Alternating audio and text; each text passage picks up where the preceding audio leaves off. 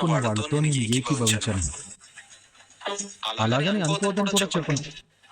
మంచైనా చెడైనా సరే నా కోసం ఒకరు వాళ్ళ టైం కేటాయించి మరీ ఆలోచిస్తున్నారంటే ఐఎమ్ వెరీ హ్యాపీ. నిన్ను చిన్నప్పుడే ఓ మంచి డాక్టర్కి చూపించుంటే మర్చిపోకుండా అప్పుడు తగ్గుండేది. చాలా బాగా చెప్పావు. కాకపోతే దీంట్లో నువ్వు నాకంటే సీనియర్. చూసింది చాలు, ఇచ్చిన మాట ఏంటో గుర్తు చేయి. నీకు వెనక కళ్ళున్నాయట్రా? ఇలాంటి దాని గురించి నాకంటే బాగా ఎవరికి తెలుస్తుంది? నా టైం వేస్ట్ చేయకు. నీకు నచ్చింది నేను చేస్తాను, అవుట్ హౌస్ నుంచి వెళ్ళిపోతాను అన్నావు కదా. నేను ఇప్పుడు అవుట్ హౌస్ లో ఉన్నానా? లేవు. మళ్ళీ వస్తానని చెప్పానా? చెప్పలేదు. అప్పుడు మాట తప్పినట్టు ఎలా అవుతుంది? ఆఫీస్ వచ్చావు కదరా. నేను దీపా గారికి అడ్వైజర్ని. నువ్వు ఇప్పుడు ఉండడం కూడా నాకు ఇష్టం లేదు. ఇది నీకు సంబంధం లేదు. నువ్వు నాకంటే కనిపించకూడదు. అయితే కళ్ళు మూసుకో, ఆఫీస్ లో కూడా కనిపించకూడదు. పోయి ఇంట్లో కూర్చో. నీ గొంతు నాకు వినపడకూడదు. అయితే చెవుల్లో దూది పెట్టుకో. నువ్వు మళ్ళీ ఏదో కొత్త ప్లాన్ చేశా. అయితే అదేంటో నువ్వే చెప్పు. తెలివిగా మాట్లాడరా. తెలివైన వాళ్ళు తెలివిగానే మాట్లాడతారు. నీలాగా మాట్లాడరు. నా మొహం ఎందుకు చూడడం లేదు? నాకు ఇష్టం లేదు. అబద్ధం చెప్తున్నారా? నిజం చెప్పు. నిజం చెప్పడానికి ధైర్యం ఉంటే చాలు, కానీ అబద్ధం చెప్పడానికి కారణాలు ఉండాలి. కారణం చాలా విలువైన జోస్నాలు. ఇప్పుడు నేను విలువైన కారణాన్ని నీకోసం సృష్టించలేను. ఫైనల్ గా నువ్వు నాకేం చెప్తున్నారా?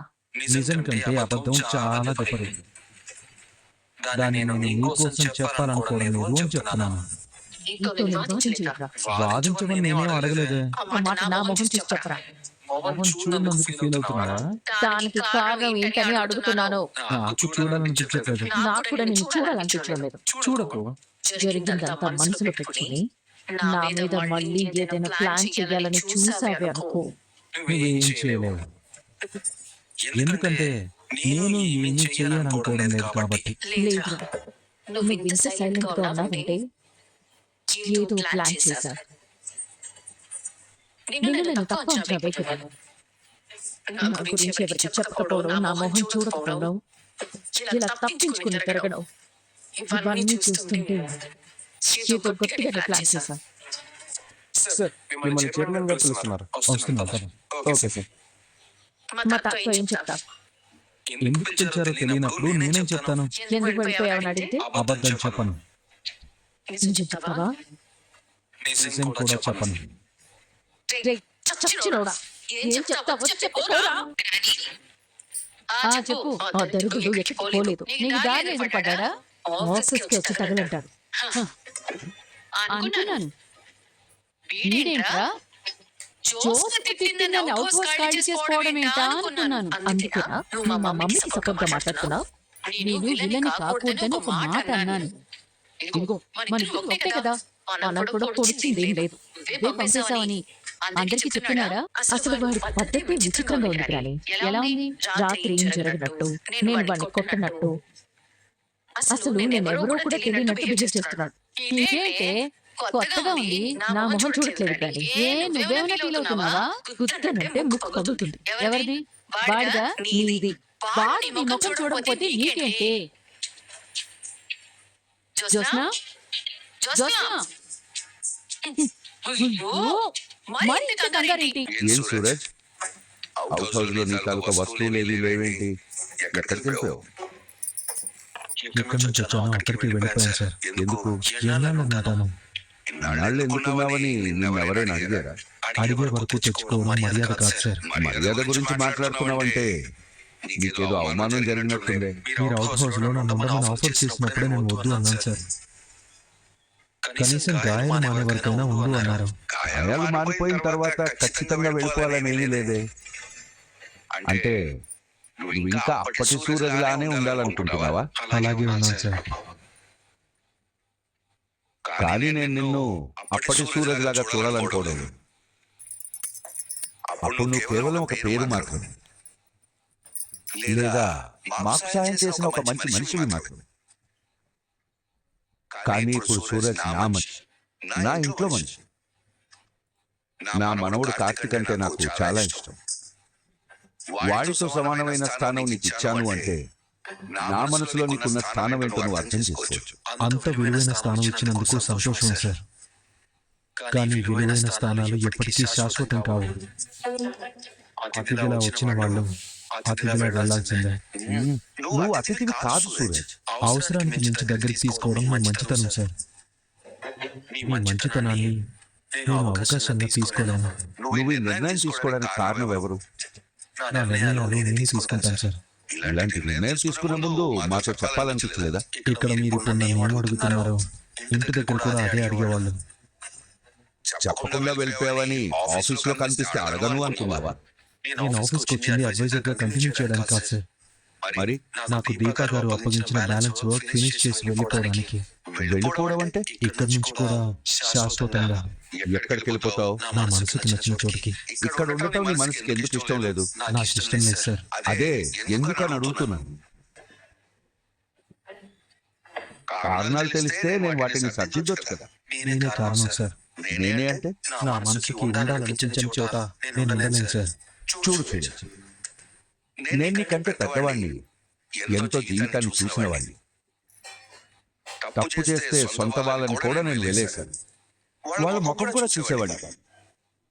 అలాగని నాకు నచ్చిన వాడిని నేను ఈనాడు వదులుకోలేను. ఒకవేళ నాకు తెలియకుండా నా వల్ల ఏదైనా తప్పు జరిగి బాధపడిన వాళ్ళు ఎవరైనా ఉంటే నేను తర్వాత అర్థం చేసుకుని వాళ్ళని మళ్ళీ దగ్గరికి రానిచ్చేవాడిని. ఎందుకంటే నువ్వు మనిషి, నాకు తెలియకుండా కొన్ని తప్పులు జరుగుతూ ఉంటాయి. వాటిని సర్దిద్దుకుని ముందుకెళ్తామే జీవితం. ఈ విషయంలో నేను ఏదైనా తప్పు చేశానా? లేదు సార్. పోనీ నా వాళ్ళు ఎవరైనా తప్పు చేశారా? వివరాలు కావాల్సి వచ్చిందా? ఈ అవుట్ హౌస్ వదిలి వెళ్ళిపోవాలి. తప్పుని నిర్ణయించాల్సిన అవసరం లేదు సార్. నా నిర్ణయాలు నా ఇష్ట ప్రకారమే జరుగుతాయి. వాటికి కర్త కర్మ అన్నీ నేనే.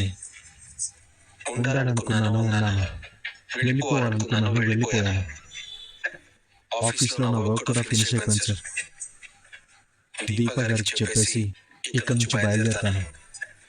ఉంటాను సార్. వెళ్లే ముందు నా మాట విని వెళ్ళు. చెప్పండి సార్. ఓసారి ఇంటికి వచ్చి వెళ్ళు. ఇప్పుడు రాలేను సార్. ఇప్పుడు రాలేకపోతే మార్నింగ్ రా. సారీ సార్, నేను రాలేను. నాతో ఏదైనా చెప్పాలనుకుంటే ఇప్పుడే చెప్పండి. అది ఇంటి దగ్గరే చెప్పాలి. ఆలోచిస్తాను సార్. ఏం ఆలోచిస్తావు? రావడానికంటూ ఓ కారణం ఉండాలి కదా సార్. నువ్వు కారణం కోసం రావద్దు, నా కోసం. ఏం చెప్పకుండా వెళ్ళిపోయేది? సూరజ్ మౌనాన్ని ఎలా అర్థం చేసుకోవాలి? వస్తానా రానా? హలో, వినిపిస్తుంది. మరి వినిపించినట్టు అటు చూస్తావే? ఎటు చూడాలో నాకెవరూ చెప్పాల్సిన అవసరం లేదు. నేను స్కూటీ ఆపింది నీకు లిఫ్ట్ ఇవ్వడానికి. నేను అడగలేదే. ఇద్దరు వెళ్ళేది ఒక చోటు కదా. అరే, నేను ఈ సంగతి ఏం మర్చిపోయాను.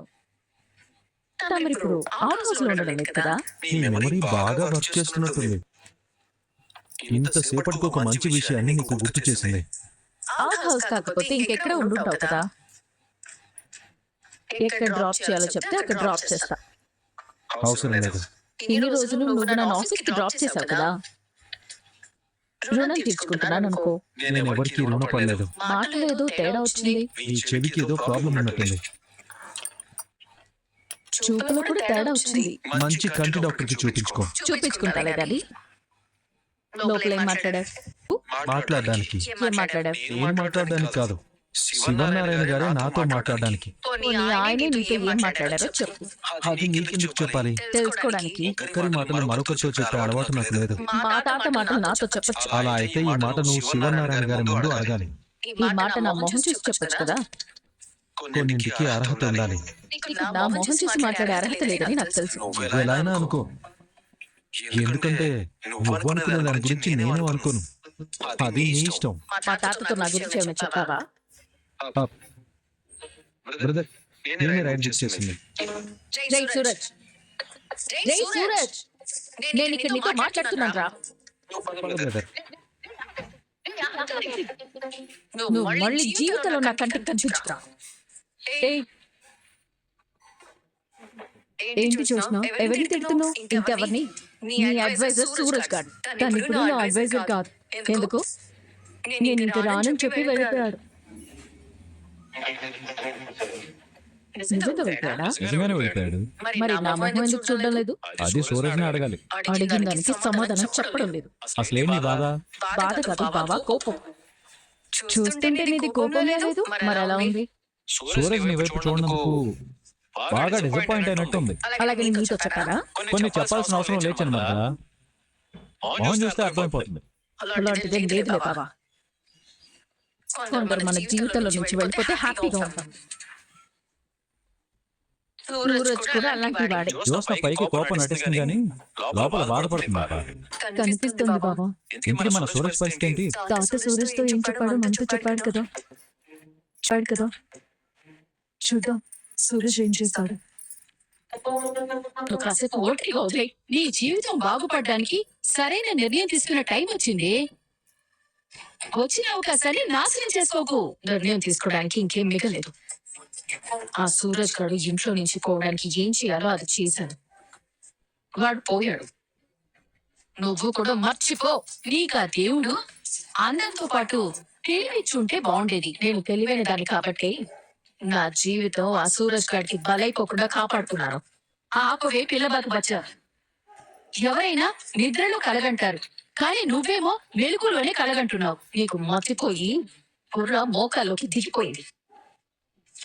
అందుకే వాస్తవాన్ని కిలోమీటర్ దూరం చూపిస్తాను, చూడు. ఇదెందుకు? సూరజ్ గారిని నీకు కట్టబెట్టకుండా ఈ ఇంట్లో వాళ్ళు నిన్ను వదిలిపెట్టరు. నేను చచ్చిన వాడిని పెళ్లి చేసుకోను. సరే అయితే నీకున్న బలాలు వాడికున్న బలాలు, నీకున్న బలహీనతలు వాడికున్న బలహీనతలేంటో చూద్దాము. సూరజ్, జ్యోత్స్న ఒకటి. ఇది వాడికున్న బలం. గ్రాని, నేను నీ పేరు రాసా. సారీ, నేను కూడా వీళ్ళ పార్టీలో చేరిపోయాను. ఉదయం నువ్వు వాళ్ళకి సపోర్ట్ గా మాట్లాడినప్పుడే నాకు డౌట్ వచ్చింది, కానీ నా దగ్గర కవర్ చేశా. అవునే, కవర్ చేశాను. చూడు, నేను చెప్పేది నువ్వు బుర్ర పెట్టుకుని విను. చెప్పు. నువ్వు దాసు కూతురివి. ఈ విషయం వాడికి తెలియదు. కార్తీకి దీపకి తెలిసినా సూరజ్ గడికి చెప్పరు. నీ పెళ్లి తర్వాత ఆస్తి మొత్తం నీ పేరు మీద రాస్తానని అన్నాడు మీ నాన్న. ఏంటి గుర్తుందా? 15 నెలలలోపు తన కూతురికి పెళ్లి కాకపోయినా, పెళ్లికి సంతానం కలగకపోయినా ఈ ఆస్తి మొత్తం తన మేలుకు పరిచయం.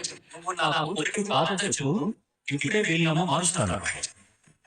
గుర్తుంది.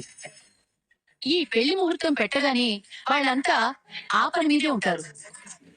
మెళ్ళో 3 ముళ్ళు పడ్డంతో పాటు ఆస్తి కూడా నీదే అవుతుంది. సూరజ్ అనాథ కాబట్టి వాడి ఇల్లరికి వస్తాడు.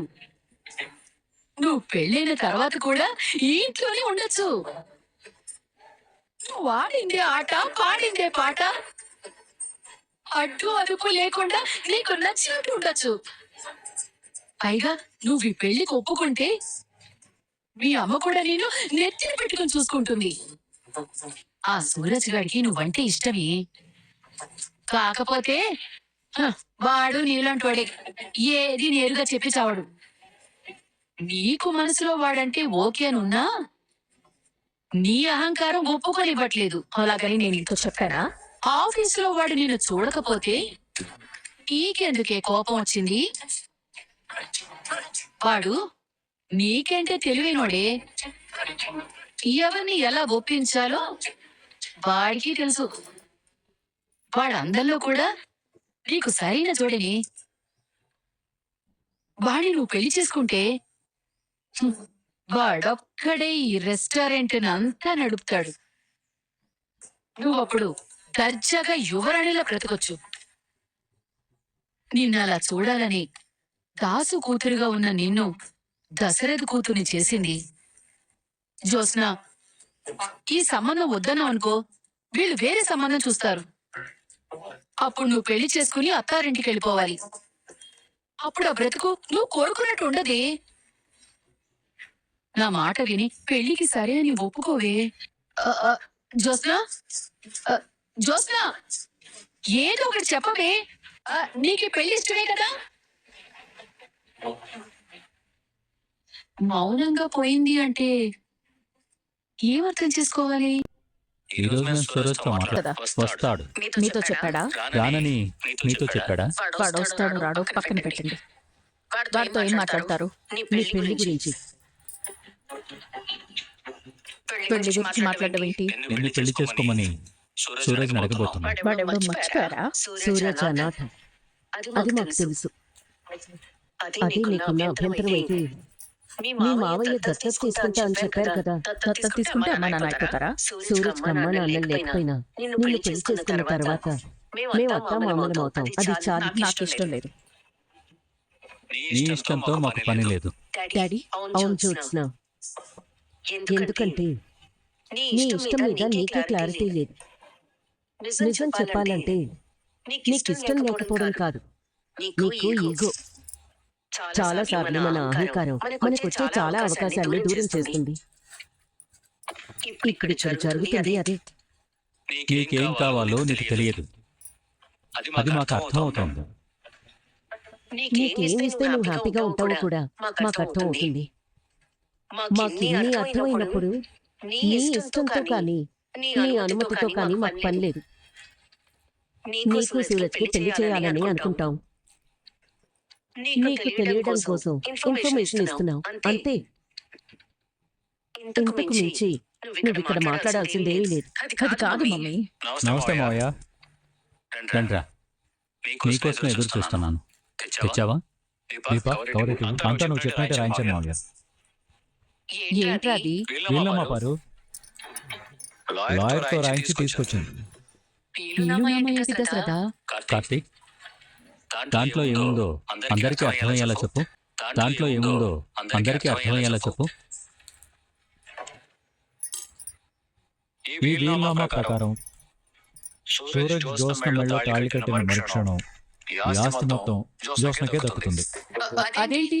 వీలునామా వేరేగా ఉండాలి కదా. మామయ్య మార్చి రాయించాడు. ఇటువరా. మా బావ దాంట్లో ఉన్నదే చదివాడు పార్వతం గారు. ఉన్నదే చదివాడు, ఊహించుకుని చదివాడు. జ్యోత్స్న, నువ్వు చదవే. అది నేనే రాయించానంటుంటే జ్యోత్స్న చదవమంటావేంటి పిన్ని? నువ్వు ఒకసారి చదవే. ఏది ఎవరికి ఇవ్వాలో కూడా నీకు తెలియదు. ఏంటి దశరథ ఇది? ఇప్పుడు ఈ వీలునామా మార్చి రాయించాల్సిన అవసరం వచ్చింది. దానికి కారణం నేనే మావయ్య గారు.